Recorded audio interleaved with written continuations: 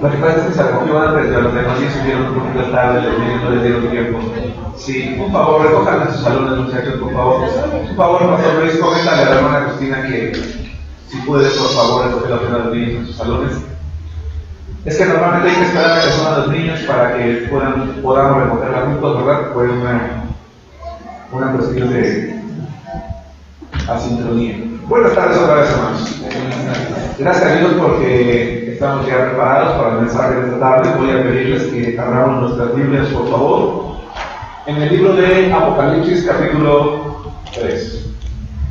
Estamos avanzando, seguimos avanzando semana a semana en el estudio de esta serie de predicaciones que durante el año 2016 nos van a permitir estudiar cada uno de los 22 capítulos del libro de Apocalipsis. La meta es que cada uno de los 404 versos que componen este importante libro sean estudiados, analizados, estudiados, interpretados en nuestra iglesia, extraer las enseñanzas que hay ahí respecto a los temas escatológicos, los mensajes a las iglesias, la parte introductoria y por supuesto también una aplicación a la iglesia. Estamos en el mensaje número 15.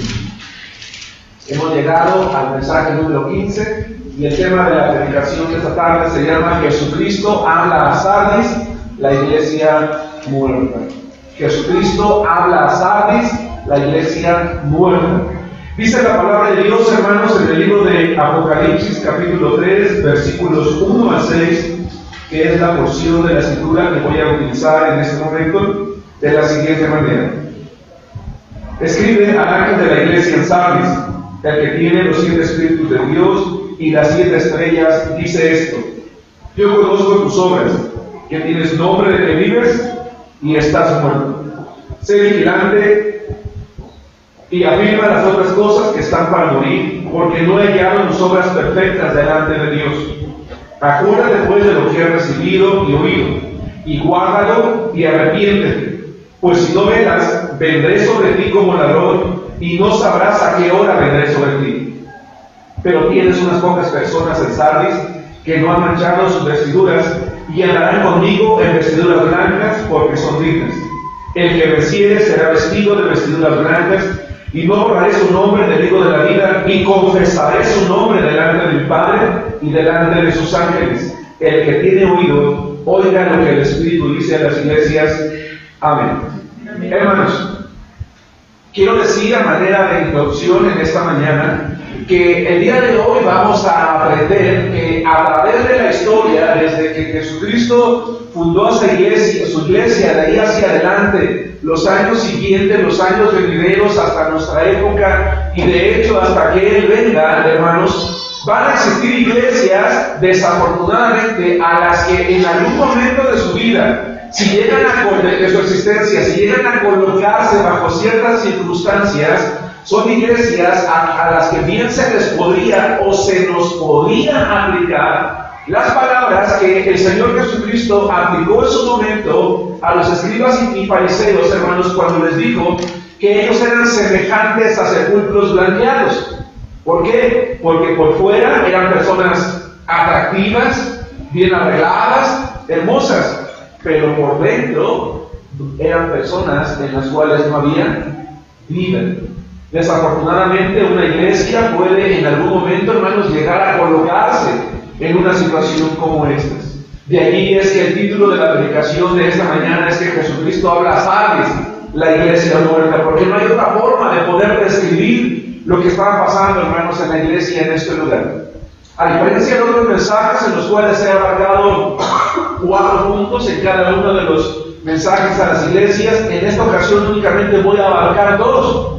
No significa que el sermón va a ser más corto, sino que la forma en la que Jesucristo habló a esta iglesia nos permite únicamente hablar de 2 cosas, desafortunadamente, que el Señor va a llevar a cabo, y vamos a entrar de manera inmediata, hermanos, como nos señala ya la presentación, al reclamo, con base en los versículos 1 al 3.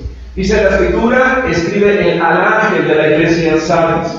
¿Dónde estaba Sardis? ¿Cómo era la ciudad de Sardis? ¿Qué la caracterizaba? ¿Qué la distinguía? ¿Qué significa su nombre? Es lo que nosotros vamos a aprender en este momento para poder comprender con mayor claridad y precisión por qué el Señor le dijo las palabras que le menciona, hermanos, en este momento. Sardis, en primer lugar, es un término, hermanos, que significa remanente. Grábense en sus cabecitas, o vamos a grabarlo en nuestra cabecita, porque así como en Sardis había un remanente, vamos a ver que en la iglesia que estaba muerta también había un remanente.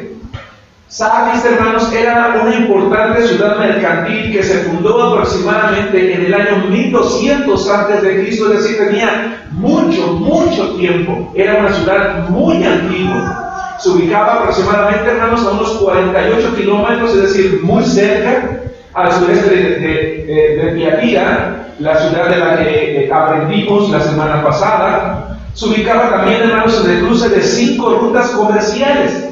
Es decir, la posición que ella tenía favorecía, vamos a llamar más adelante, la economía y la actividad. Entonces se ubicaba en el cruce de 5 rutas comerciales y en el camino real que llegaba, hermanos, hasta la importante ciudad de Susa, allá en Mesopotamia.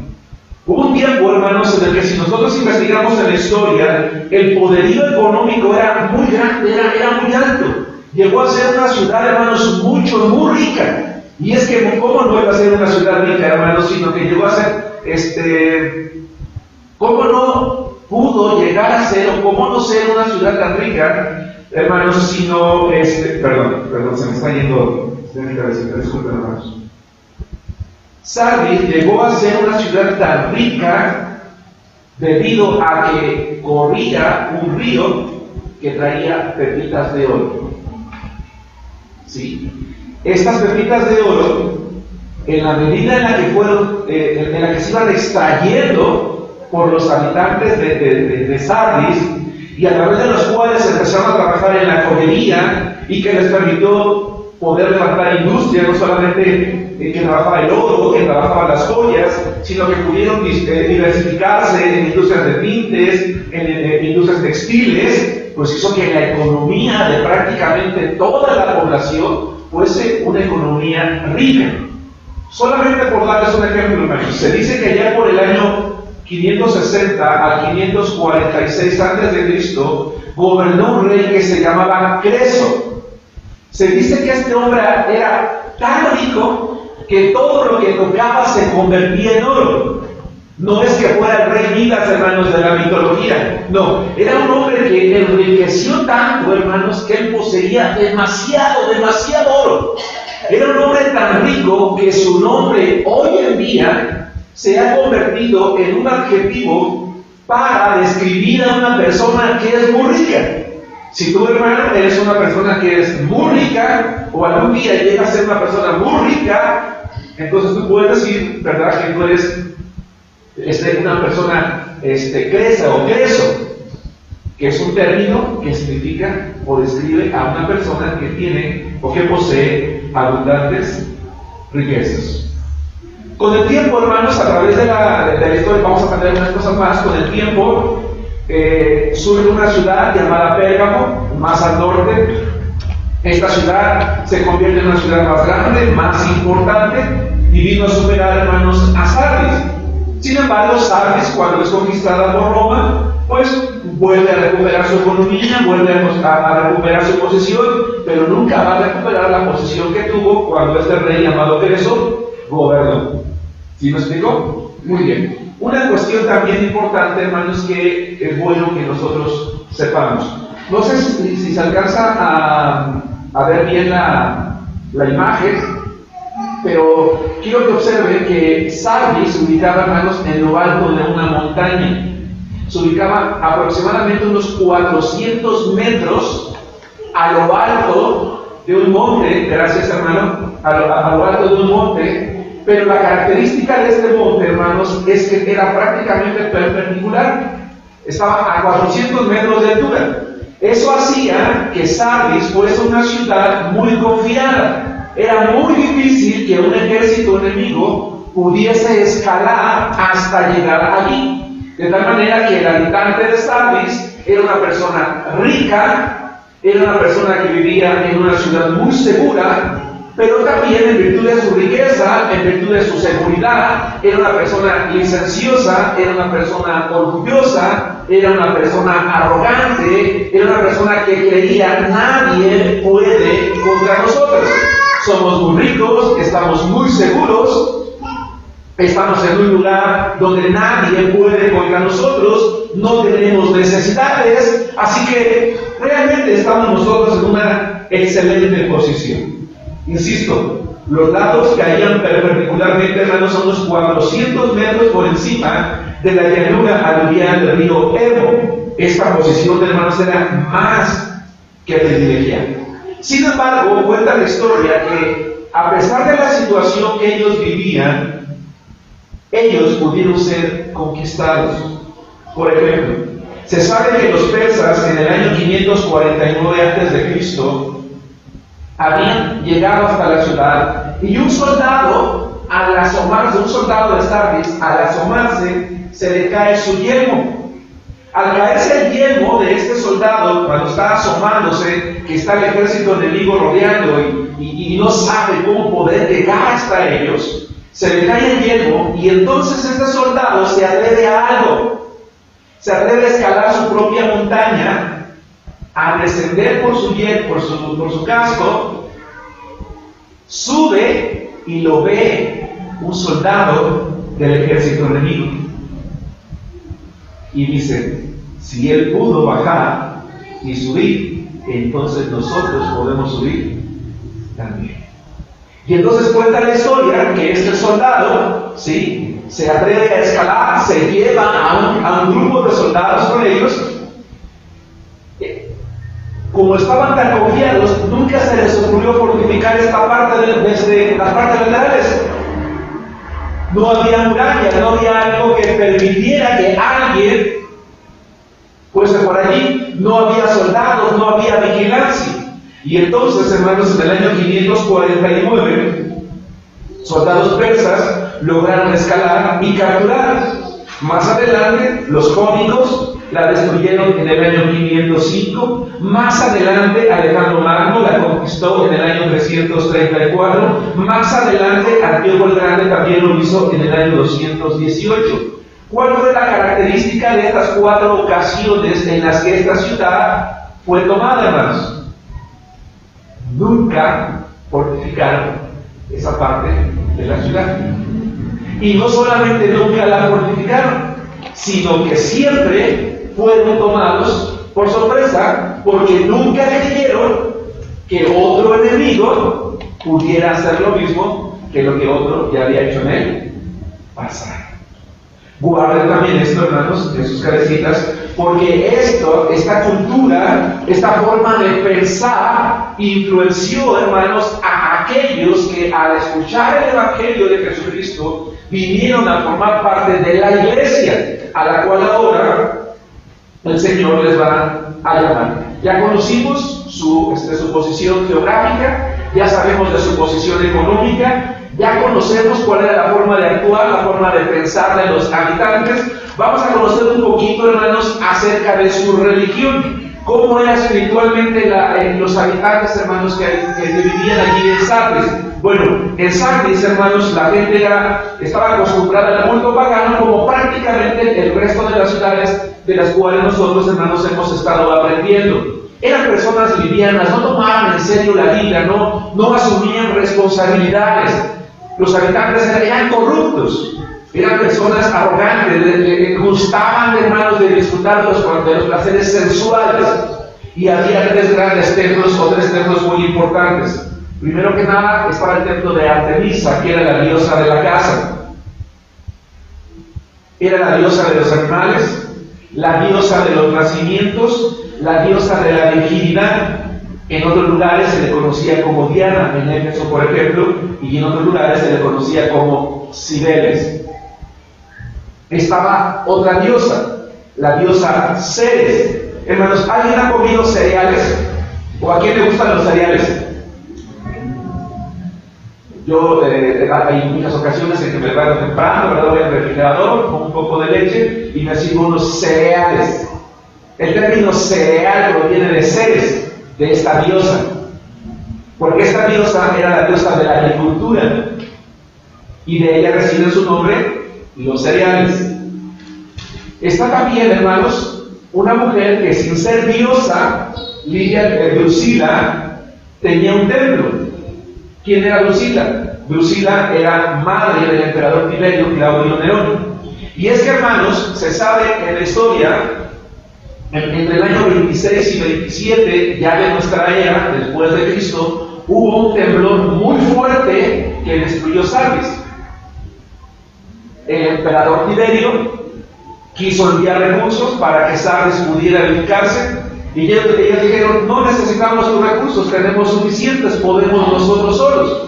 Y sin embargo, el emperador, ¿verdad?, tratando de ser benévolo con ellos, los exentó de impuestos durante 5 años, y entonces los habitantes de Sardis, en gratitud al emperador Tiberio, dijeron: te vamos a levantar un templo para adorarte porque tú eres muy bueno con nosotros.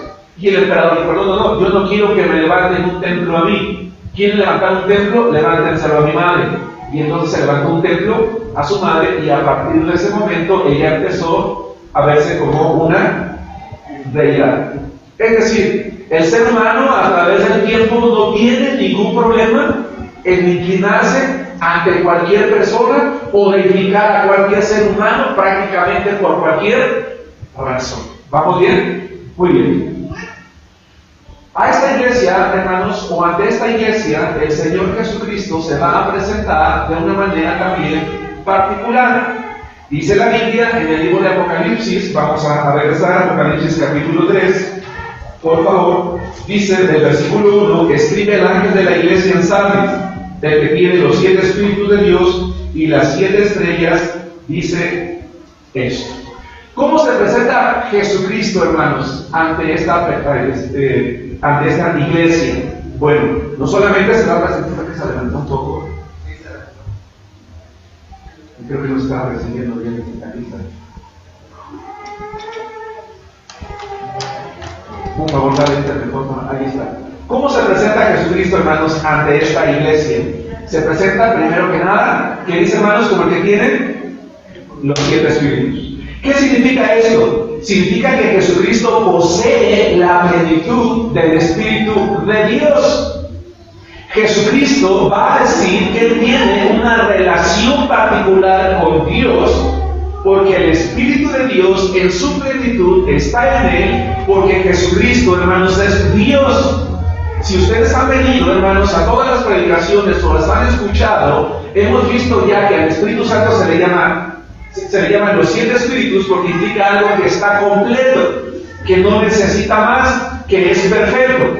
Solo que en esta ocasión lo que está diciendo es: yo tengo en mí mismo, porque yo soy Dios, la presencia absoluta de Dios, el poder de Dios. Pero también, hermanos, significa algo más. Es un espíritu que tiene la capacidad de dar vida y de mantener con vida, porque el Espíritu Santo de Dios, hermanos, es el que da la vida al hombre, el que puede sostener la vida del hombre. Acordémonos, Jesucristo le está hablando a una iglesia, ¿cómo, hermanos? Muerta. Así que esa iglesia, si quería salir del estado en el que se encontraba, tenía que ir a aquel que tiene el Espíritu de vida. Vamos a ver más adelante, hermanos, que así como en aquel tiempo, en el nuestro, si una persona quiere salir del estado de muerte espiritual, tiene que ir a aquel que tiene los 7 espíritus. En este caso, ¿quién es, hermanos? Jesucristo.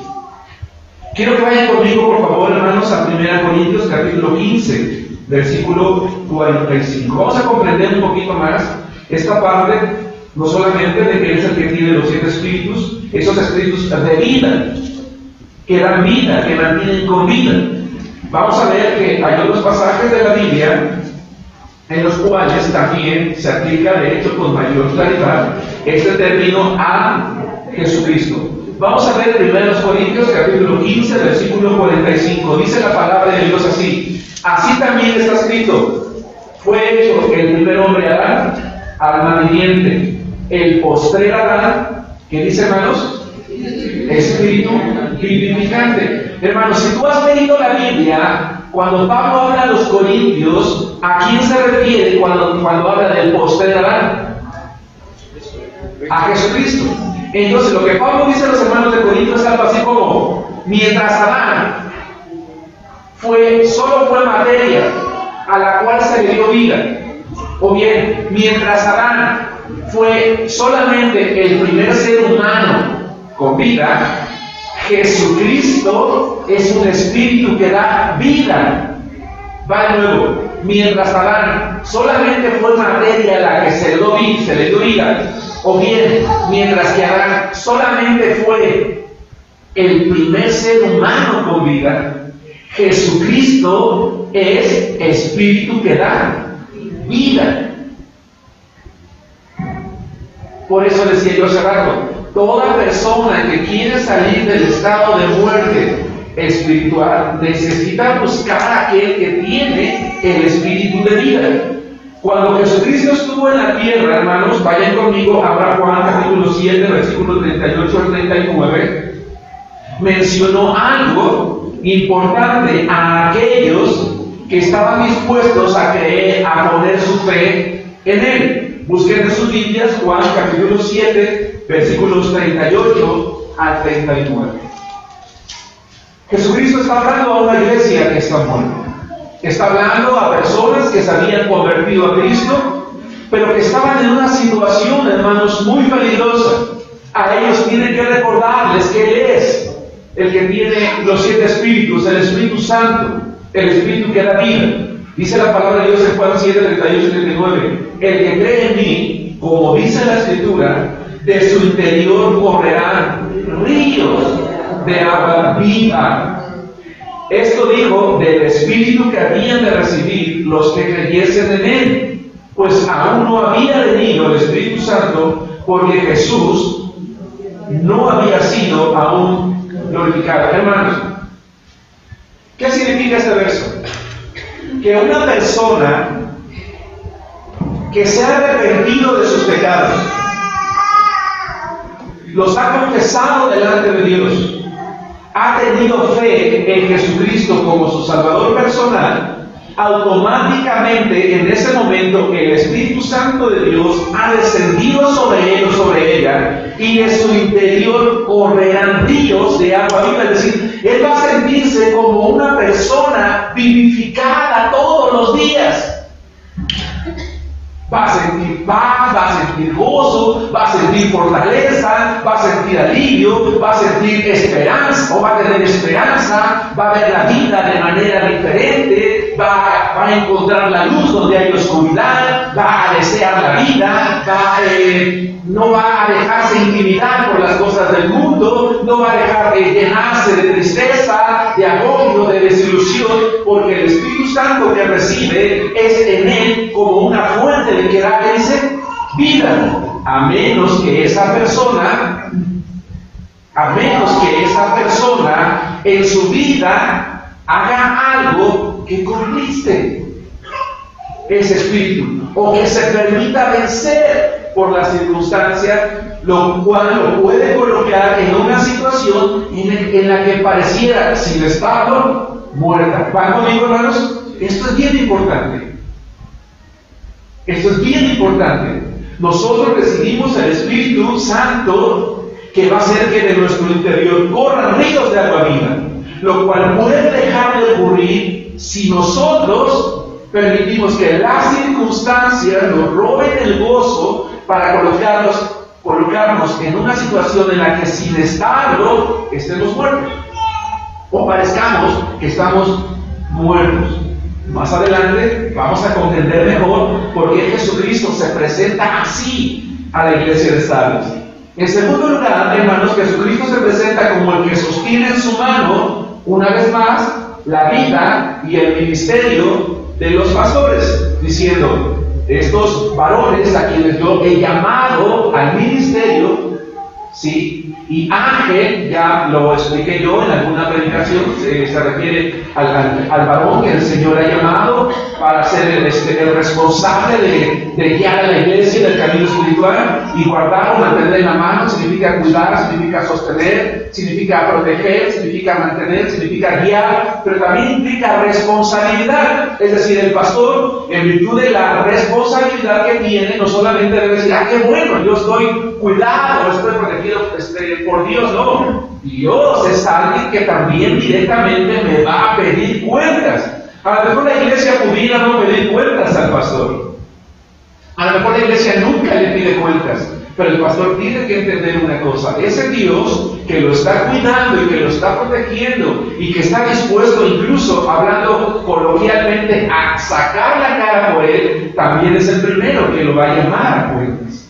También es el primero que lo va a juzgar. Y más adelante también vamos a comprender por qué se presenta así. En tercer lugar, hermanos, Jesucristo les dice que Él conoce perfectamente y conoce a profundidad cada una de las acciones de cada uno de sus miembros. Es algo muy bonito y también es algo, hermanos, muy importante. Entonces, si nosotros estudiamos la carta de Sardis, de Jesucristo a Sardis, y la comparamos con las otras cartas, 4 cartas que hemos estudiado, nos vamos a dar cuenta de inmediato que es muy distinta, que es diferente. ¿En qué sentido? En las otras cartas Jesucristo se presenta a sí mismo y después da una lista de aquellas cosas que reconoce en esa iglesia. ¿Están de acuerdo? Y después de reconocer algunas cosas buenas en esa iglesia, pasa a un momento en el que va a reprenderlos. Pero la iglesia de Sardis estaba espiritualmente en una situación tan mala que Jesucristo va a pasar directamente, hermanos, a las reprensiones. Y a esta iglesia Jesucristo le va a decir 7 cosas. La primera les va a decir que ellos eran una iglesia. Vuelvan conmigo a Apocalipsis, hermanos, capítulo 3. Apocalipsis, capítulo 3. Vamos a observar algo, hermanos, y de verdad que yo les suplico su atención. Yo conozco tus obras, dice en el versículo 1, en su segunda parte, que tienes nombre de que vives. Esa palabra nombre en griego es la palabra ónoma, O-N-O-M-A, ónoma, y significa fama, o significa renombre, o significa reputación.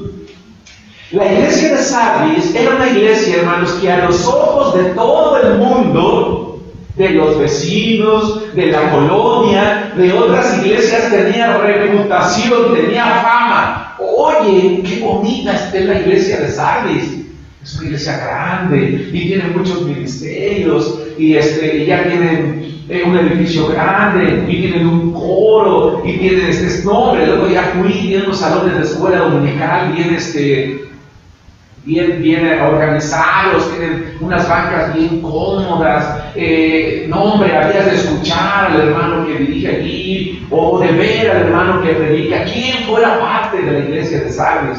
O alguien que venía por ahí: ¿qué tal, hermano? ¿Cómo estás? ¿Bien? ¿Y tú? No, pues muy bien. Oye, yo recuerdo que te he visto en algún lugar. ¿Dónde sería? ¿A qué iglesia perteneces? No sé si les pasa cuando hacemos nuestro congreso anual de jóvenes, es ¿de qué iglesia vienes?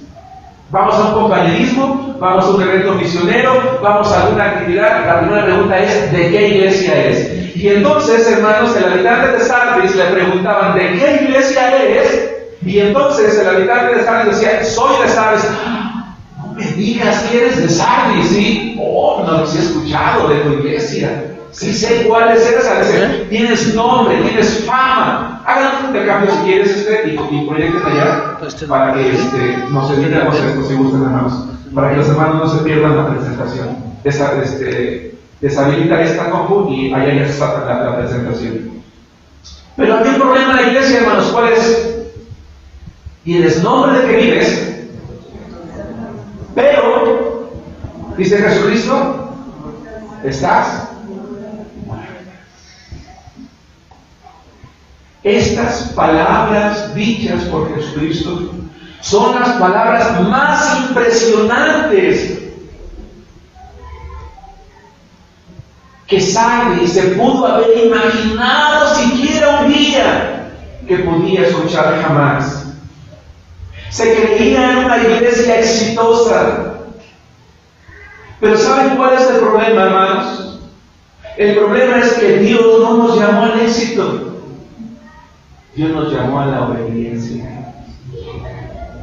Y hay una gran diferencia entre ser una iglesia de éxito con Cristo a ser una iglesia de éxito sin Cristo.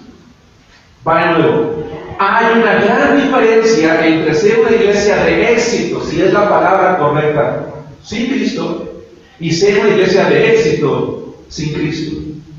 Dios no nos llamó al éxito, nos llamó a obedecer su voluntad, nos llamó, hermanos, a amar a Cristo con todo el corazón, nos llamó a crecer en fe, nos llamó a demostrar con nuestra vida que tenemos a Cristo, nos llamó a ser transformados a la imagen de nuestro Señor Jesucristo.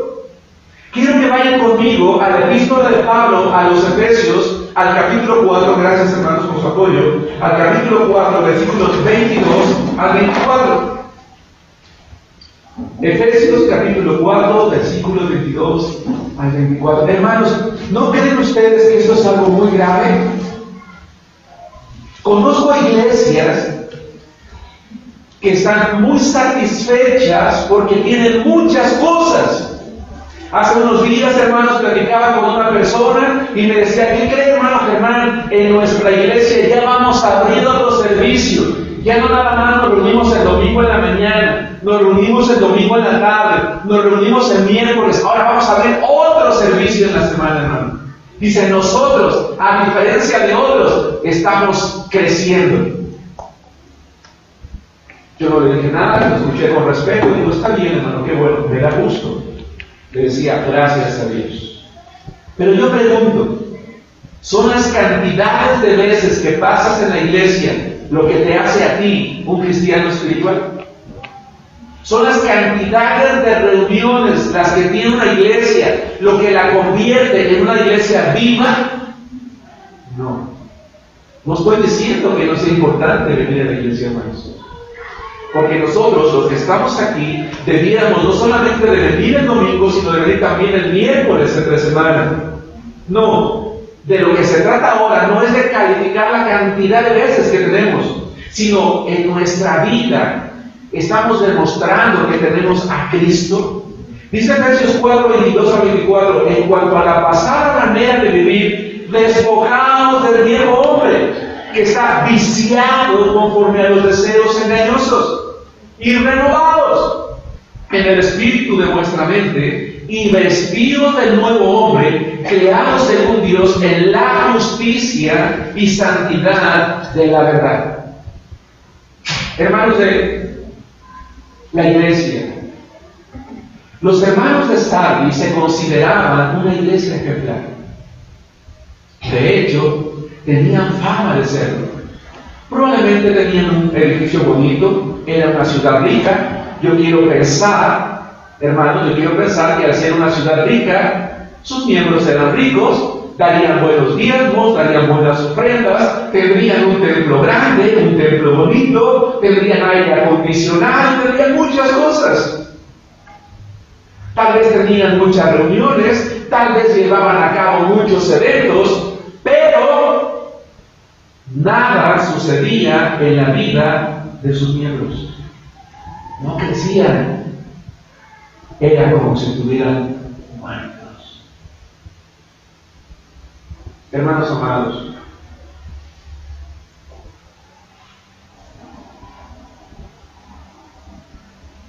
¿cómo somos allí en la casa? ¿Cómo es tu hogar desde que Cristo entró? Es un hogar donde hay paz, donde hay respeto, donde hay amor, donde hay comunicación, donde hay compañerismo, donde hay confianza. Porque Cristo está allí.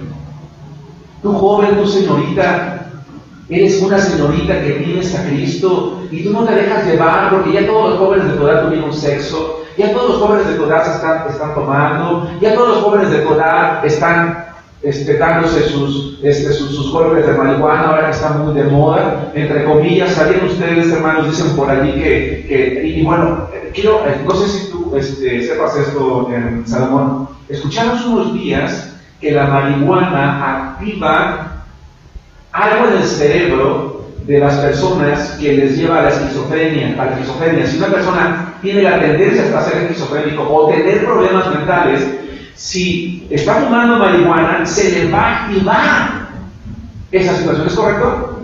Lo estoy preguntando a Salomón porque Salomón es médico y tiene muchos años de médico.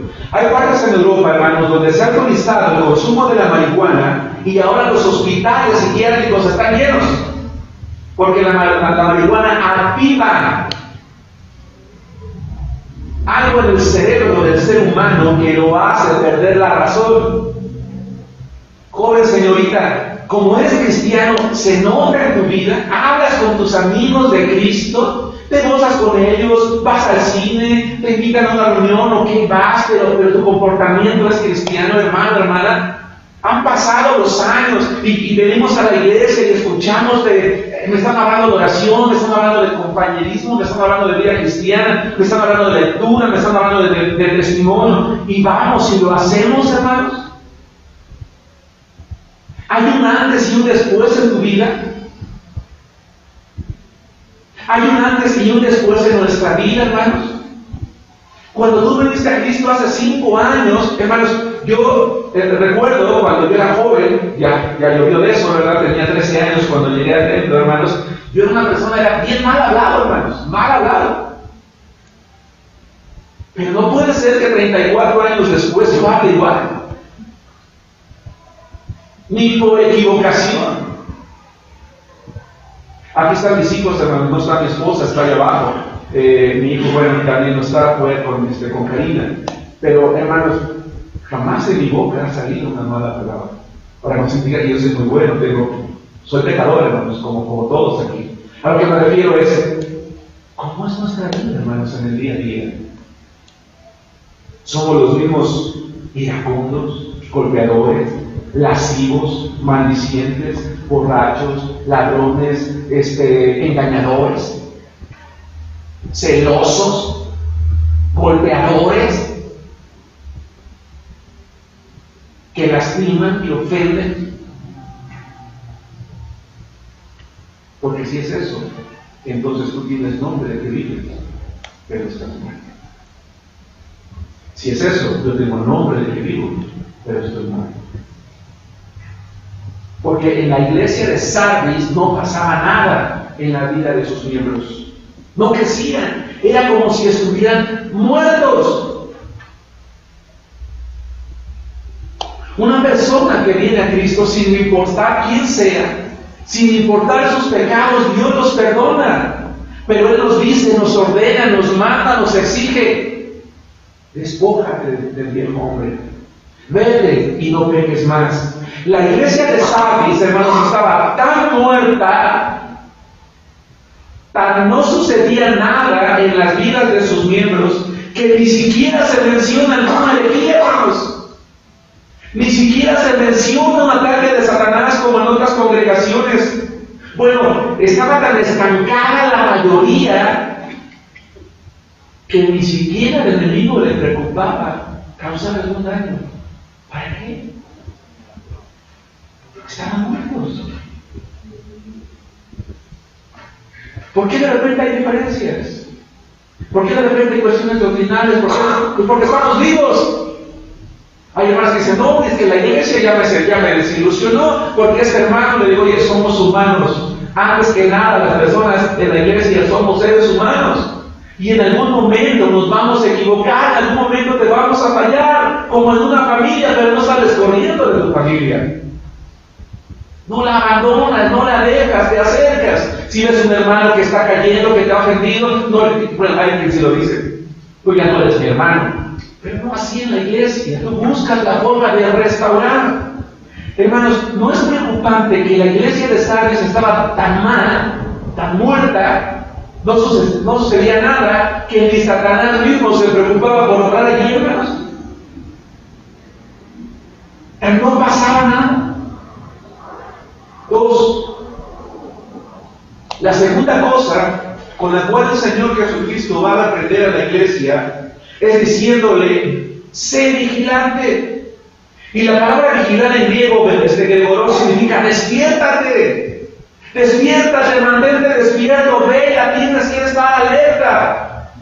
Hermanos, ¿cómo hubiera querido que todos los que están aquí hubieran venido el miércoles, hermanos, a la oración? Porque casualmente predicaba yo sin planearlo de esto. Hermanos, en la iglesia de Sardis, tanto el pastor como la iglesia tenían que darse cuenta de una cosa. ¿Cuál era, hermanos? En la iglesia no pasaba nada.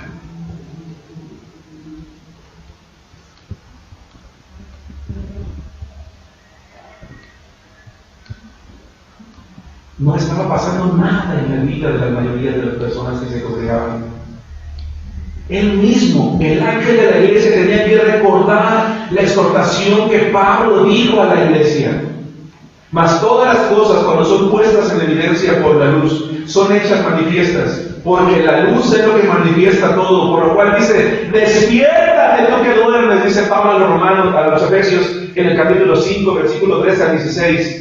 Y en el idioma en el que se escribió la Biblia, la expresión de Pablo, despiértate, es como un grito desesperado, está con signos de admiración: despierta. Hermanos, Jesucristo quiere que la iglesia se despierte. Hermano, ¿cómo está tu vida delante de Dios? ¿Cómo está mi vida? No podemos llegar cada domingo a sentarnos, no puedes llegar cada domingo a sentarte en tu iglesia, llegar a escuchar un mensaje que de momento decimos: ay, qué bonito, o ay, este sí me llegó, ¿verdad? Este sí estuvo muy fuerte, o este está muy padre, y salir y cruzar la puerta y que no pase nada. No, hermanos, el estado ideal, o más que ideal, el estado correcto de una iglesia es que todos aquellos que nos convertimos a Cristo crezcamos,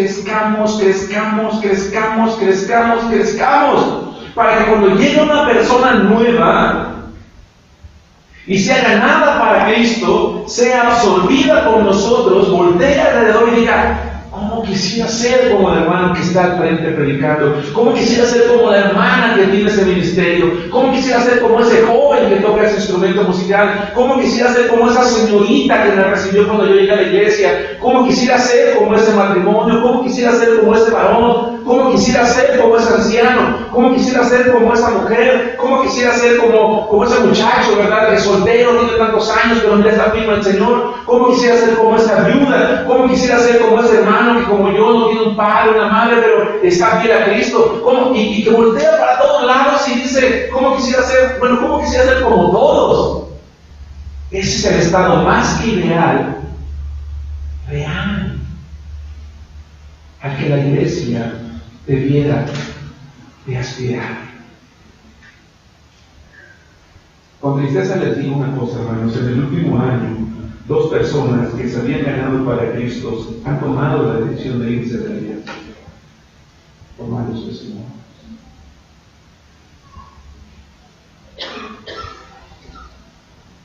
En una ocasión, una persona extraña a la iglesia me llamó por teléfono al templo y me dijo: yo sé que usted es el pastor de la iglesia. En su iglesia hay una persona así. ¿Pudiera usted hablar con ella? Porque tengo muchos problemas. Yo no sé si usted sabe esto, me dijo, pero ella dice que es cristiana y yo creo que usted, que es su pastor, debe tener alguna autoridad sobre ella. ¿Sería posible que usted practicara conmigo?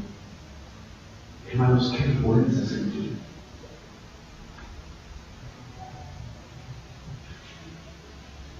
Le dije: bien, a reserva de escuchar a la otra parte, le digo: pues de verdad que yo le estoy convencido. ¿Y sabe qué me dijo? Le habla a usted porque yo no creo que usted le enseñe a su congregación lo que esta persona está haciendo.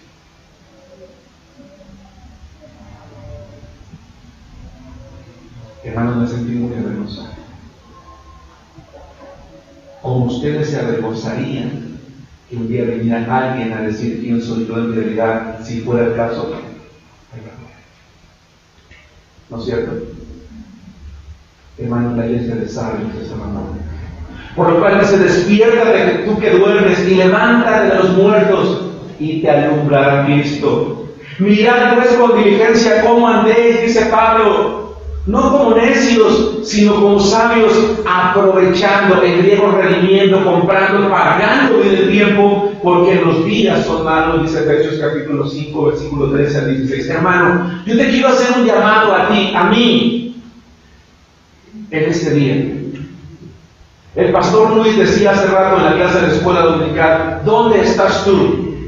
Recordando, trayendo a la memoria las palabras de Jehová a aquel hombre llamado Adán cuando había pecado.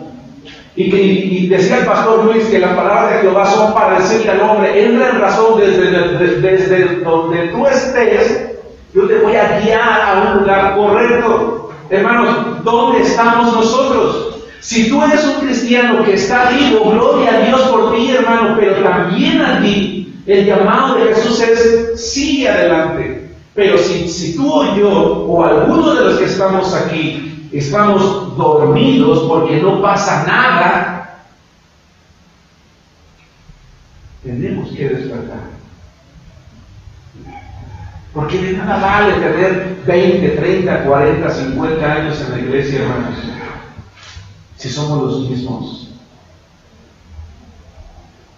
Dice la palabra de Dios en Romanos, y esto conociendo el tiempo que es ya hora de levantarnos del sueño.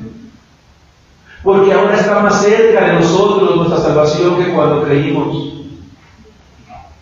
Hermanos, la salvación tiene 3 tiempos. Teológicamente hablando, la salvación tiene 3 tiempos. Llama su atención. Pasada, presente y futura. Y esto lo saben los alumnos del seminario. En el pasado, cuando yo creí en Cristo, fui salvo. Y si yo me muriese en ese momento, o en cualquier momento a partir de allí, yo voy a ir al cielo. En el presente, yo sigo siendo salvado.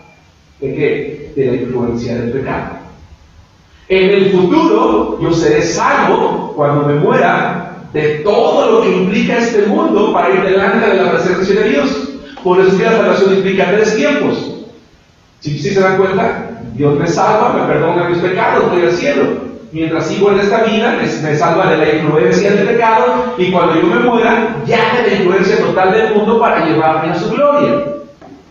Entonces, hermanos, lo que Pablo dice es, está más cerca de nosotros la salvación. No es que él está dudando de su salvación, sino que dice, entre más tiempo pase, más se acerca el día de la venida de Cristo. Hermanos, algo que yo he cuidado en esta serie de Apocalipsis y los acontecimientos escatológicos es tratar de ser un pastor ecuánime. Es decir, no dejarme llevar por los acontecimientos del mundo. Pero si algo puedo decir, hermanos, es que están pasando muchas cosas en el mundo. Yo no les voy a decir que Cristo viene mañana o el año que entra, no. Lo que sí les puedo decir es que este mundo está preparándose para la venida de Cristo. El Señor viene. El Señor viene. Y nosotros tenemos que despertar. La noche está avanzada y se acerca el día. Desechemos pues las obras de las tinieblas y vistámonos las armas de la luz, dice Romanos 13, 11 y 12. Y Primera Tesalonicenses capítulo 5 dice, porque todos vosotros sois hijos de luz e hijos del día, gracias pastor, no somos de la noche ni de las tinieblas, por tanto, no durmamos como los demás, sino velemos. Y esa palabra velemos es precisamente lo que Jesucristo le está pidiendo a la iglesia de Sardis. Oye, vela.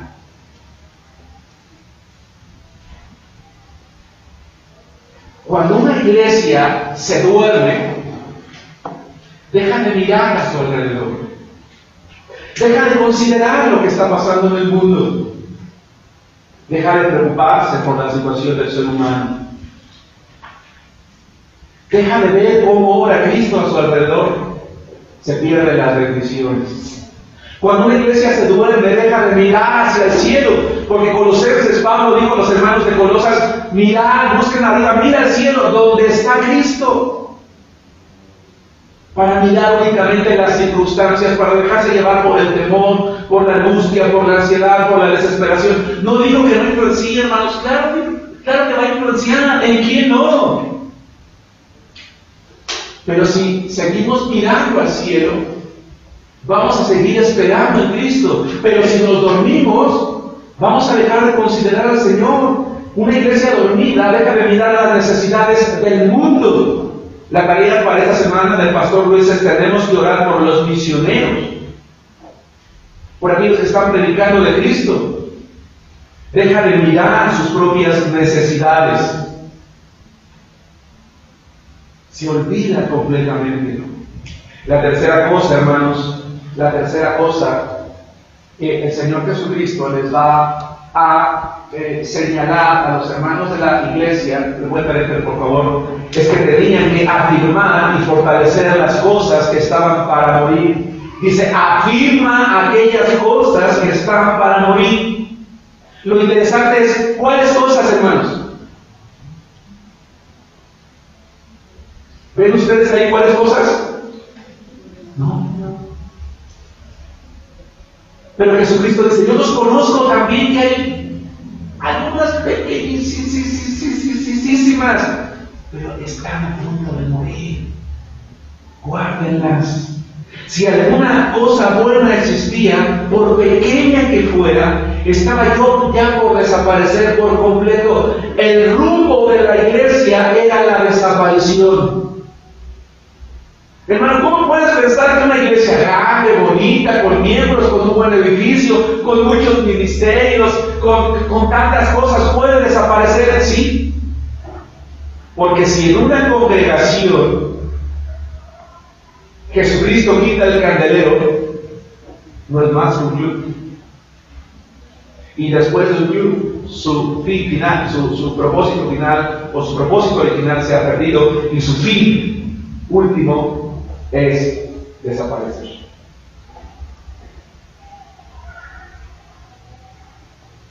Cuídate, aquello. Dormir espiritualmente, hermanos, es una situación muy riesgosa en la vida del creyente, porque lo coloca al borde de perderlo todo. Hermano, si tú estás durmiendo espiritualmente, si tú eres un marido, eres un esposo que está durmiendo espiritualmente, yo casi estoy seguro que tú ya has perdido algo. Si tú eres una esposa que duerme espiritualmente, estoy seguro que ya has perdido algo. Y si tú eres un joven, una señorita que duerme espiritualmente, estoy seguro que ya has perdido algo. Empezaste a perder alguna cosa, tu comunión con Dios, por lo tanto tu oración, por lo tanto tu testimonio, por lo tanto tu influencia cristiana. Y cuando un cristiano se duerme y empieza a perder, su carácter cambia. Así como cuando ustedes y yo venimos a Cristo, nuestro carácter cambió. Cuando nosotros empezamos a dormir y alejarnos de Cristo, nuestro carácter vuelve a cambiar. Para nada. Y de repente te das cuenta que peleas más con tu esposa, que peleas más con tus padres, que peleas más con tus hijos, que ya la Biblia, pues después de todo, es un libro, que los cantos pues no tienen mucho sentido, que ser puntual pues tampoco, que participar pues no tiene, pues ok, no hay ningún problema. Y empezamos a perder, y de repente hay hermano, ore por mí porque nos vamos a divorciar. ¿Perdón? Hermano, nos vamos a divorciar. Oye, pero tú eres un matrimonio, que marchaba bien, que las cosas. Sí, hermano, pero ya mi esposo y yo ya no nos entendemos, se acabó el amor. Hace tiempo, ¿verdad?, lo hemos venido ocultando, pero ya no lo podemos sostener más. Ya es un infierno en nuestro hogar. Y tú dices: ¿qué pasó? Estaban dormidos. Y cuando duerme espiritualmente, empieza a perder las cosas. Aunque tengamos dinero, aunque tengamos posesión, aunque estemos mejor. La iglesia de Sardis, a diferencia de otra iglesia que era pobre, era muy rica. Creyeron. Dios nos ha bendecido mucho, por cierto, porque mira cuánto debemos. Emprendemos, invierto mi dinero y me gané un bono, puse un negocio y floreció, me aumentaron, hice esto y el otro. Dice el Señor: tienes nombre de que vive, tienes fama. A los ojos de todos eres como un buen cristiano. Dice: pero a mis ojos tú estás muerto. Hermanos amados de la iglesia de Betania, tengamos cuidado. No sea que estemos colocándonos a nosotros mismos en una situación en la que vayamos a perder todo. Afirmar significa que si ahorita temblar, hermanos, por cierto que está temblando mucho en América Latina, sobre todo en algunas partes del Oriente, y se resquebrajara esta pared, hermanos, al punto de que se viese a la otra casa, no sería ilógico que continuáramos como si nada. ¿Qué es lo primero que tendríamos que hacer, hermanos? Checar los cimientos y restaurar pronto, porque si bien nos lo tembló, y ustedes y yo estamos aquí, esto se va a tornar peligroso. Entonces Jesucristo dice, hay pocas cosas, afírmalas porque están a punto de morir. La cuarta cosa que dice Jesucristo, hermanos, es que sus actividades no eran agradables en los ojos.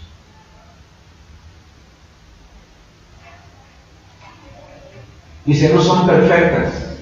Y la palabra perfecto en griego, hermanos, da la idea de no cumplen con los requisitos necesarios para ser satisfechos. Hermana Melissa, tú acabas de entrar a trabajar, hermana. Cuando tú entraste a trabajar, hermana, a la institución donde tú estás, ¿había ciertos requisitos? ¿Qué hubiera pasado si tú no hubieras cubierto alguno? No tuvieras quedado. Exactamente. Pero es que yo terminé mi carrera profesional, pero es que yo tengo mi título, pero es que tengo la edad. Sí, pero mira, te falta esto, y esto, y esto, y esto. Entonces, tú no llenas los requisitos, no los cumples. Lo sentimos mucho, no te puedes quedar. Los cumpliste, gracias a Dios, ¿verdad? Estás allí realizando una labor dentro del Espíritu. Jesucristo dice, tus obras no son perfectas, no llenan lo que yo espero. A mis ojos es como si no sirvieran. Este reclamo, hermanos, es algo que debe de llamar nuestra atención, porque durante un tiempo Jesucristo, que todo lo sabe, conoce perfectamente, había estado buscando las intenciones correctas en el corazón de los miembros de la iglesia de Sardis, pero no encontró nada. Todo su programa eclesiástico, todas las actividades que se llevan a cabo, no buscaban ni honrar su nombre, ni causaban ningún impacto en sus propias vidas.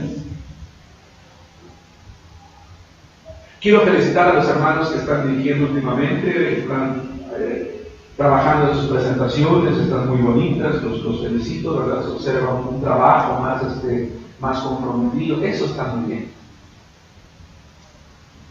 Pero esa obra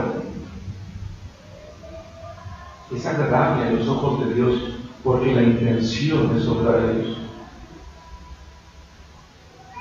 Es mi intención como pastor pasar al frente, predicar la palabra, honrar a Dios, o que la iglesia diga, ¡ah, qué bonito predica el hermano Fernández!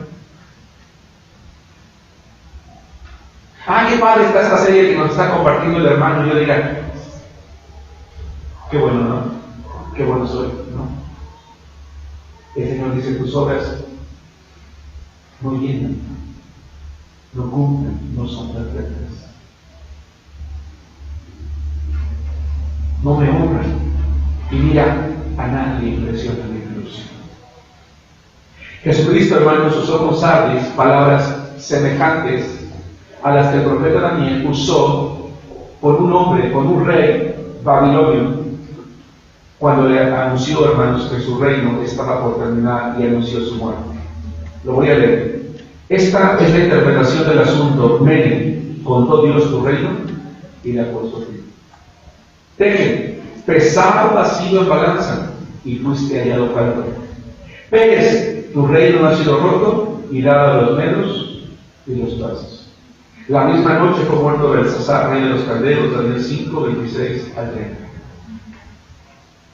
Hermanos, si el Señor tomara una balanza, nos colocara una balanza, de un lado estuviésemos nosotros y del otro lado, ¿verdad?, estuviesen nuestras obras, habría un equilibrio porque estas obras buscan honrar al Señor y han impactado en nuestras propias vidas?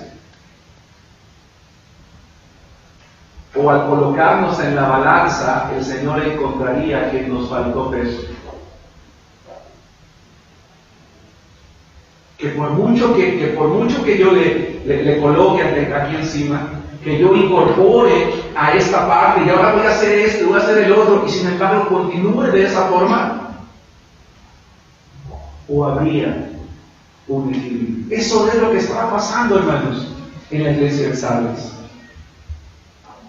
¿Qué diría el Señor de la iglesia en Arenal? De lo que hacemos, de nuestros programas, de nuestras actividades, de nuestros... Ahora mismo, hermanos, hay por lo menos aquí la ausencia de unos 20 hermanos, quizás poco más, poco menos, que están en casas hogar, hermanos, llevando el mensaje a los niños en este mes del niño. En la mañana me dio mucho gusto verlos disfrazados de superhéroes y muchos niños de princesas, y ahorita están en alguna casa hogar compartiendo la palabra de Dios. ¿Al Señor le agradaría eso? No lo sé. Porque Él todo lo sabe. Él conoce las intenciones de los corazones. 5. La quinta es que ellos tenían que traer a la memoria algo. Si tú y yo preguntáramos ahorita, hermano Germán, me refiero a mí mismo, ¿qué necesito? Si yo estoy así, si me he dormido espiritualmente, ¿qué necesito hacer? Y Jesucristo dice, trae a la memoria la emoción, recuerda, dice Jesucristo, recuerda la emoción, recuerda la alegría que tú tuviste cuando escuchaste el Evangelio, cuando comprendiste la palabra de Dios, recuerda cómo la empezaste a obedecer, cómo querías más, cómo deseabas. Los hermanos de Éfeso perdieron su primer amor, hermanos. La iglesia de Sardes ni siquiera lo recordaba. Hermano, gózate en Cristo. Si cuando tú viniste a Cristo te daba alegría y decías, hermano, el pastor dijo que hay que leer la Biblia en un año. Yo recuerdo hermanos que me decían, pastor, yo ya la leí, ya llevo 1 año y medio. Hermano, ¿qué quiere que ya acabé con mi calendario de lectura? O que me decían, hermanos, ¿qué cree que le compartí de Cristo al vecino y al amigo y al compadre y a la comadre? Y ya en la casa escribí unos versículos. Y hermano, no, hombre, yo cuando sé que va a ser ya domingo, yo al Señor gracias porque voy a ir a tu casa y llego con gozo y vengo y saludo a los hermanos y hermano, que Dios te bendiga. Pero ahora, se sientan, vámonos. Parece que tenemos roña porque no quieren ni saludarnos. No le interesa convivir con nadie. No sonríe, no participa, no se goza. Dice el Señor, acuérdate del gozo que tenías. ¿Te acuerdas cómo lo hiciste al principio? ¿Cómo buscabas la forma? ¿Cómo buscabas la forma de hacer algo? Dice Jesús. Que me honraran. Que glorificaran mi nombre. La sexta. Por favor, hermanos, aunque parece simple, la sexta cosa que Jesucristo les dice o les exhorta a hacer es la más importante.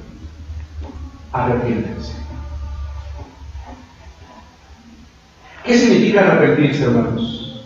Arrepentirse significa abandonar el camino que llevamos. Arrepentirse significa despertar, significa cambiar completamente, porque solo si nos arrepentimos podemos evitar morir como iglesia. Solo si nos arrepentimos podemos evitar morir como personas. Solo si nos arrepentimos podemos recuperar el gozo. Tenían que abandonar el camino. Hermanos, no pasemos por alto lo que indican las palabras de Jesucristo. Es tan hermoso el Señor, hermanos, que les dice, tienen nombre que viven, pero están muertos. Hay algunas pocas cosas, cuídenlas para que no se mueran.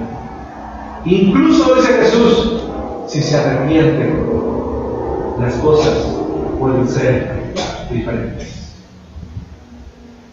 Si aún que espero, de verdad espero que no sea el caso, hermanos, si aún fuésemos la anterior iglesia, si en este momento todos en una actitud de humillación, de arrepentimiento, vamos con el Señor y decimos, Señor, perdóname, El pastor Luis usa como pasaje introductorio: si se humillare mi pueblo, dice la palabra de Dios, y nos humillamos delante de Él y le pedimos perdón, el Señor nos levanta, hermanos, porque Él es el que tiene los 7 espíritus. El espíritu que da vida, el espíritu vivificante, el que nos anima, el que nos levanta, el que nos dice de nuevo para dónde ir. La séptima cosa: ¿qué fue lo que pasó con Sardis, esa ciudad tan arrogante, hermanos? Estaba en una colina con bordas perpendiculares en la montaña. ¿Qué les hicieron creer? Estamos aquí tan seguros que, ¿sabes? Nadie nos puede destruir. Nadie puede venir y atacarnos. ¿Para qué fortificamos esta parte? ¿Para qué perdemos tiempo? A lo mejor tu vida cristiana, hermanos, a lo mejor tu vida económica, tu vida sentimental, tu vida emocional y tu salud está muy bien, hermano. Y dices: ¿para qué oro? Estoy muy bien. ¿Para qué leo la Biblia? Todo en mi vida marcha bien. ¿Para qué hago algo más? Todo está bien. Dice Jesús: ten cuidado, porque si no, vendré a ti como ladrón. De una forma tan repentina que ni siquiera vas a saber por dónde entré.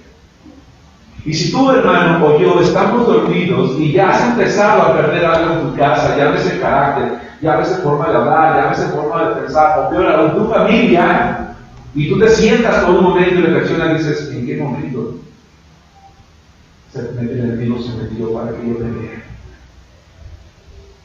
Dice el Señor: ni siquiera vas a saber a qué hora llegué.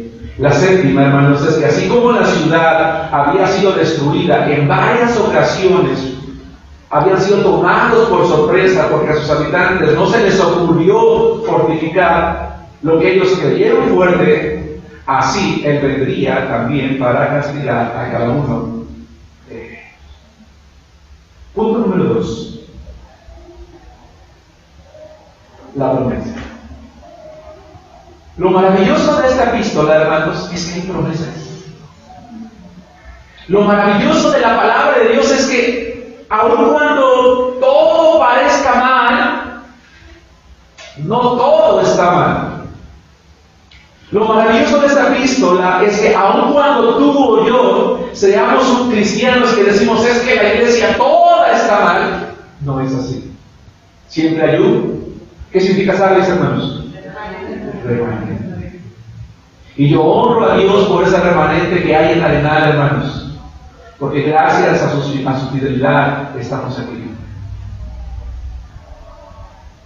Gracias a ese hermano o esa hermana o ese pequeño grupo, el Señor está teniendo misericordia de la iglesia, si fuera el caso, por supuesto, y nos invita al arrepentimiento. Y hay promesas, pero tienes unas pocas personas en Sardis, volví a Apocalipsis 3:4, que no han manchado sus vestiduras y andarán conmigo en vestiduras blancas porque son dignas. ¿Cuántas veces en la Biblia lees que una persona sea digna de estar delante de Dios, hermano? Te vuelvo a preguntar: ¿cuántas veces en la Biblia escuchas que se diga de una persona que es digna de estar delante de Dios? ¿No es un contraste impresionante en medio de una iglesia que está muerta, hermanos? Sí. El que venciere será vestido de vestiduras blancas, y no borraré su nombre en el libro de la vida, y confesaré su nombre delante de mi Padre y delante de sus ángeles. El que tiene oído, oiga lo que el Espíritu dice a las iglesias. Hermanos, así como Sardis significaba remanente, en la iglesia de esa ciudad había un remanente, un pequeño grupo de creyentes que andaban en santidad, hermanos, que no habían manchado sus vestiduras delante de Dios. A ese pequeñísimo grupo, Jesucristo les dice varias cosas. Uno, dice Juan, o más bien Jesucristo a través de Juan: pero tienes unas pocas personas. Solo que la palabra personas en griego no es personas, sino nombres. Es decir, Pero el Sardi tienes a Miguelito, a Chuchito, a Juanito, a Enriquito, a Mariquita, a Susanita, etcétera, que no han manchado sus nombres. Jesús dice, cuando los hermanos de Sardis estaban escuchando la lectura de la epístola, yo creo que aquellos hermanos que no habían manchado sus ropas estaban así.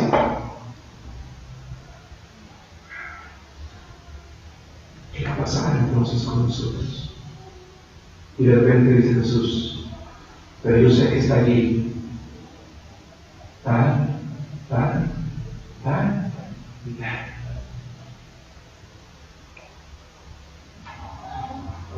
Dice, yo los conozco a cada uno por nombre. Quiero que les digas a ellos que Dios jamás va a perder de vista a un cristiano fiel, ni siquiera en medio de una multitud de impíos o de cristianos carnales. Siempre vas a ver específicamente quiénes son. Vaya una idea. Dios jamás va a perder de vista a un cristiano fiel, ni siquiera en una multitud de impíos. Ejemplo, Noé. Y Noé fue hallado digno en medio de una casa, familia, colonia, ciudad, país, generación. En la época de Noé, los millones o cientos de miles de habitantes que existían en el mundo eran personas que no tenían el temor de Dios. Que no tenían temor de Dios. Pero Noé, un hombre por allá, un viejito, un ancianito, quizás insignificante a los ojos de los demás, era el más importante. Y gracias a ese hombre, la humanidad tuvo una oportunidad más para volver a poblarse. Porque fue hallado digno delante de los ojos de Dios. Y así Dios te conoce, hermano, joven, señorita. Conoce tu esfuerzo. Escucha tus oraciones. Y estoy seguro que te ha hablado de muchas maneras. Te dice, oye, yo sé que tú estás allí en esa iglesia. Sigue adelante. Yo te conozco. Tal vez nadie te reconoce, tal vez nadie te aplaude, tal vez nadie te motive. Yo sé que tú estás allí. Aunque esta carta del día de Jesucristo es dura, mira lo que a ti te espera. 2. Les dice que ese pequeño remanente tendría el privilegio de estar permanentemente en una comunión íntima con el Señor. Permanentemente en una comunión íntima con el Señor. Porque Apocalipsis capítulo 23, versículo 4, nos dice, hermanos, que en virtud de no haber cedido ni a la presión cultural de adorar ídolos, ni a la presión de la frialdad de la iglesia que la llevó a no terminar lo que comenzaba en su andar cristiano, fueron fieles. Se dice que aquel remanente era digno. ¿Por qué, hermanos? No por sus obras. Hermanos, veamos atención. ¿Por qué se dice que ese remanente era digno? Porque ellos no habían manchado sus vestiduras. A ver, esto quiero que por favor suplico su atención, hermanos. Esta parte es importante. Dice, ellos son dignos porque no han manchado sus vestiduras. ¿Qué significa? ¿Que el cristiano puede llegar a hacer obras tan suficientes como para que sea más digno que otros? No. ¿Qué significa entonces? En aquel tiempo, en el tiempo de Juan, un adorador que quería entrar al templo de su Dios tenía que entrar con vestiduras limpias para servir. Es más, ¿cómo tenían que ser las vestiduras que llevaba el que servía en el tabernáculo? limpio. ¿No es cierto? Bueno, voy a tomar una aplicación aquí, hermanos, y por eso es que yo suplico su atención. Va en primer lugar. Ni siquiera en un templo impío, ni siquiera en un templo pagano, se permitía que alguien que llegara a sus puertas para adorar a su Dios, bueno, no saben las ventanas, está haciendo un poquito de calor, ni siquiera en un templo pagano se permitía que alguien que llegara con vestiduras sucias entrara al templo a adorar a su Dios, porque ¿cómo ese Dios podía tener comunión con alguien que venía sucio? ¿Sí me explico? Entonces una persona que iba a un templo pagano procuraba buscar, escucha hermano, procuraba buscar su mejor ropa, una ropa limpia para poder llegar a la presencia de Dios o de su Dios. Y eso lo hacía lindo. Jesucristo dice, tú no exteriormente, pero sí interiormente no has manchado tus ropas, y por lo tanto quiero que sepas que yo lo reconozco y por lo tanto eres digno de venir a mí. Pero una aplicación, hermanos, que yo quiero pasar, que no viola la doctrina, es este. Para ir a la presencia de Dios, hermanos, llámese del pueblo judío, el sacerdote o sumo sacerdote, llevaba una vestimenta especial. El impío, cuando iba a entrar, hermanos, al templo de su Dios, a tener comunión con Él, procuraba cuidar su ropa y que fuera limpia. Hoy en día, hermanos, en muchas iglesias se ha relajado mucho el respeto al templo, donde está el Señor. Tanto de parte de pastores, como de predicadores, como varones y de la misma congregación. Hay una amplia disputa hoy en día, hermanos, en muchos pastores. Yo recuerdo, hermanos, tiempos en los cuales el púlpito era un lugar que se respetaba. En Arenal, hermanos, antes teníamos dos púlpitos, uno grande y uno chico. Y los que no éramos ni predicadores ni el pastor, ni siquiera nos atrevíamos a subir y menos a pararnos detrás del púlpito. Los que dirigíamos, nos colocábamos aquí en una trina, hermanos, al lado. Y cuidábamos mucho de nuestra presentación. Ese día procurábamos venir peinados, los zapatos boleados, a lo mejor no teníamos, ¿verdad? Pero nos poníamos una camisa, nuestras corbatas, no recuerdo las corbatas de lengua de vaca, decía yo, ¿verdad? Pero nos poníamos a lo mejor el pantalón gris, la camisa amarilla, la corbata azul, pero nosotros procurábamos venir presentables, porque íbamos a servir al Señor. ¿Sí me explico? Pero hoy en día dicen los pastores, no hay ningún problema, ¿a poco así vistes todos los días en tu casa? No, ven como tú vistes en tu casa y no hay ningún problema, hermanos. Y entonces, ¿verdad? Ya no hay corbata, ya no hay camisa, ya no hay una presentación, ya no importa. Si tú quieres pasar al frente, vienes con short, vienes con una sudadera, vienes con todo el gallo levantado porque te veniste corriendo, no pasa, total, lo que importa es el corazón. Hermano, ¿no es cierto? Discúlpame, pero no es cierto. La Biblia exigía que el sacerdote fuese presentado delante de él y con una vestimenta especial.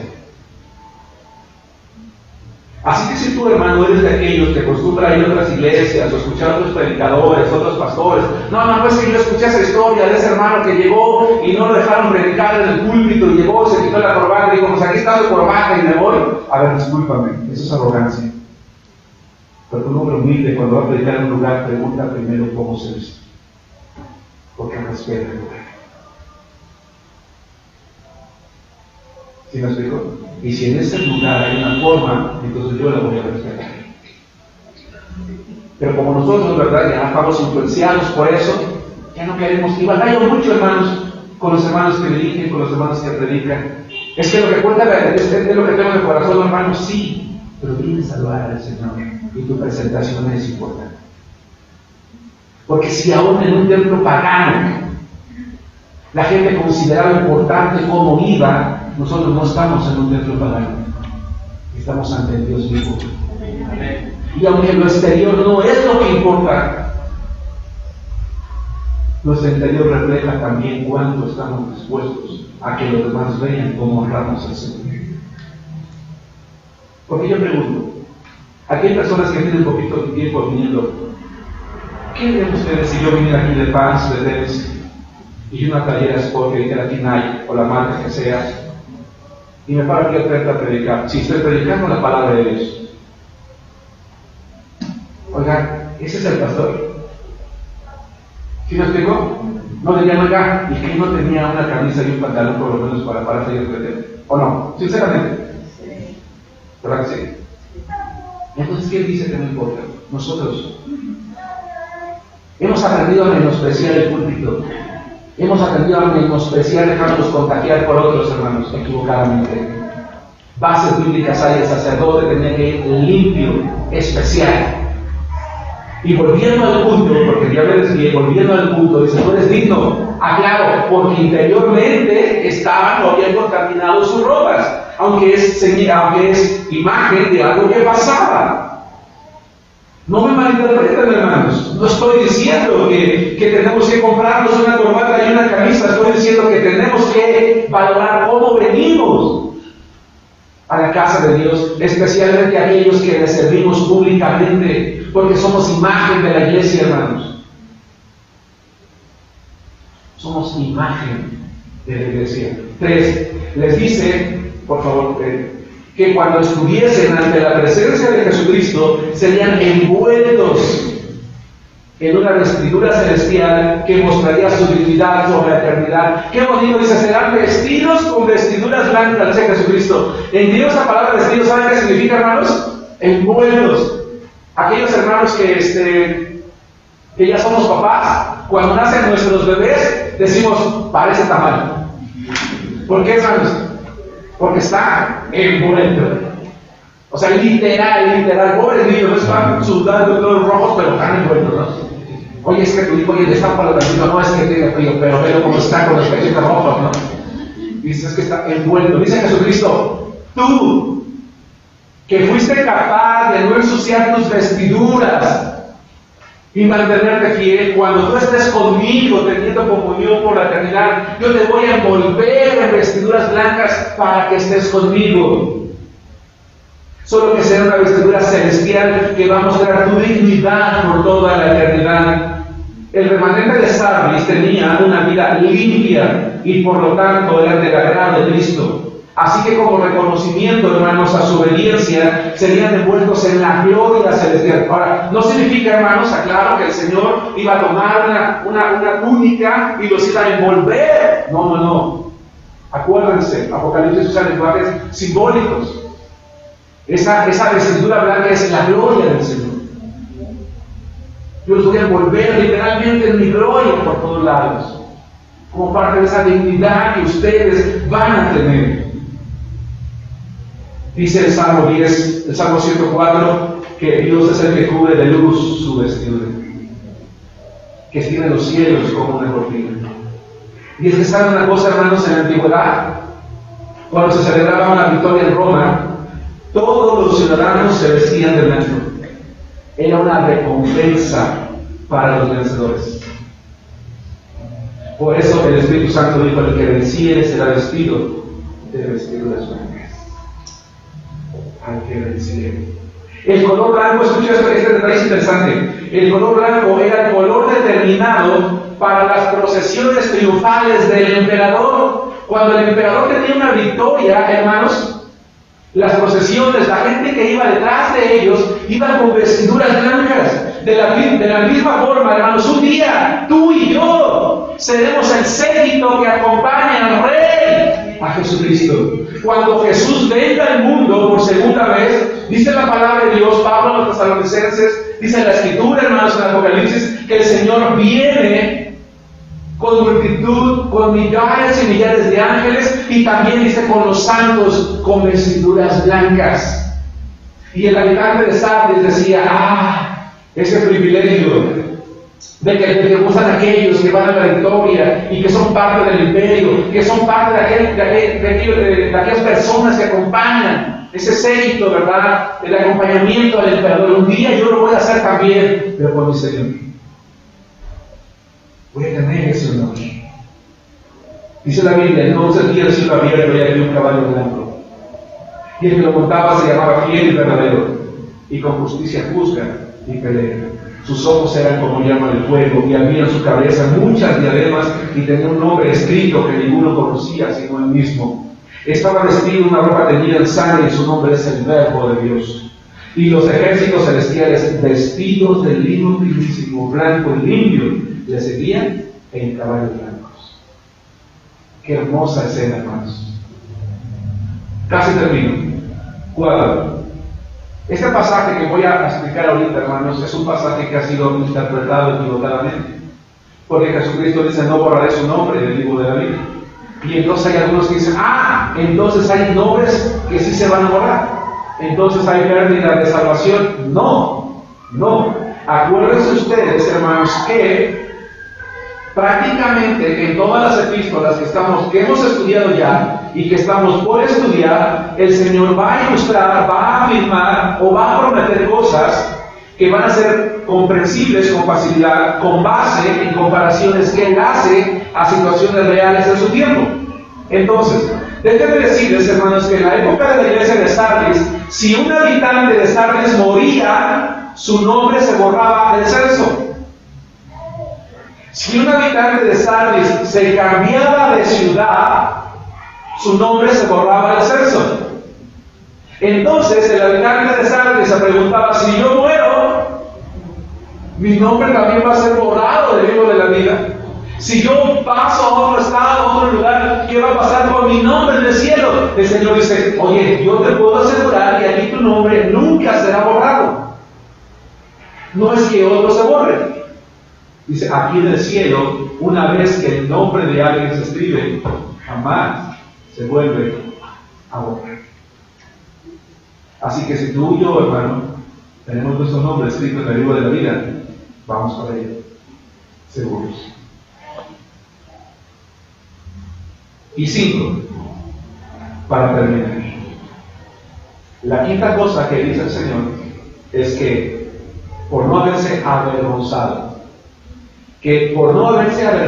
hermanos, a confesar públicamente su fidelidad a Cristo y no al emperador y no a las deidades paganas, Jesucristo iba a cumplir su palabra. ¿Qué palabra, hermanos? Vayan conmigo, por favor, a Mateo 10, 32 y 33. Mateo capítulo 10, estoy por terminar, hermanos. Mateo capítulo 10, versículos 32 y 33. Que por no haberse avergonzado a confesar públicamente su fidelidad a Cristo y no al emperador ni a las deidades paganas, Jesucristo cumpliría su palabra. ¿Cuál palabra? Dice Mateo 10, 32. A cualquiera pues que me confiese delante de los hombres, yo también le confesaré delante de mi Padre que está en los cielos. Y a cualquiera que me niegue delante de los hombres, yo también, dice el Señor, le negaré delante de y a cualquiera que me niegue delante de los hombres, yo también le negaré delante de mi Padre que está en los cielos. Qué hermoso será cuando el Señor lleguemos al cielo y Él nos reconozca como sus hijos. Y se regocije y se alegre de que cada uno de nosotros, mientras estábamos en la tierra, fuimos hombres, mujeres en el caso de las hermanas, que siempre confesaron con gozo el nombre de Cristo. Y finalmente, hermanos, la exhortación con la que se suele cerrar. No siempre. Se exhorta a escuchar lo que el Espíritu dice a las iglesias, a cada uno. Dice, el que tiene oído. Hermanos, no quiero perder con esto que te voy a preguntar ahorita. ¿Hay algún sordo aquí entre nosotros? ¿Todos? ¿Escuchamos bien? Este mensaje es para ti. Y es para mí. El que tiene oído, oiga. Ponga atención, comprenda, escuche y lleve a cabo lo que estoy diciendo aquí, lo que el Espíritu dice a las iglesias. Aunque Jesucristo es el que está hablando, se termina diciendo el Espíritu, porque es el Espíritu de Cristo. Es el Espíritu de Dios. Este mensaje era para la iglesia de Sardis, como es también para ti y para mí. Conclusión. Hermanos, Sardis fue una iglesia muerta. No había vida, no había crecimiento, no había productividad, por llamarlo de alguna forma, no había fruto, no había gozo.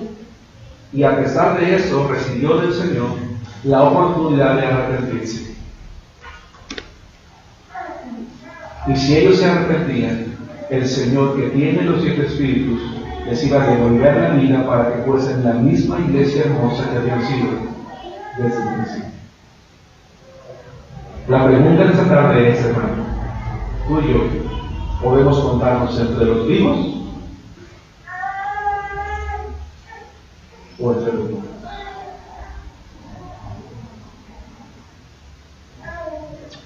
¿Qué es el libro de Apocalipsis? El libro de Apocalipsis es un recordatorio de que si verdaderamente somos hijos de Dios, de que si verdaderamente somos hijos de Dios, su palabra debe impactarnos siempre. Qué aburrida estuvo la predicación hoy. Qué feo predica el hermano. Entonces tú estás dormido, porque la palabra de Dios es viva y eficaz. Y no es eficaz porque predica el pastor Luis, no es eficaz porque predica el pastor Germán, no es eficaz porque predica el futuro misionero Asher, no es eficaz porque predica el hermano Juan, líder de nuestra iglesia, no es eficaz porque la predica alguien, es eficaz porque es la palabra de Dios. Y cuando yo me dispongo todos los días, domingo y miércoles, a venir a la iglesia, yo oro al Señor y me refiero a ti y a mí. Señor, hoy voy a tu casa, habla a mi corazón. Heme aquí, tu siervo. Esa debe ser tu actitud día a día. Hay días en que la palabra nos va a llenar de gozo, nos va a animar, pero hay otras en que nos va a exhortar. Hay otras en las que nos va a redarguir, pero siempre nos va a llenar cuando venimos con la actitud correcta. Solo cuando venimos con la actitud correcta. Y entonces va a impactarnos siempre, a pesar de los años, para llenar las expectativas que el Señor tiene de cada uno de nosotros. Que Dios lo bendiga. Amén.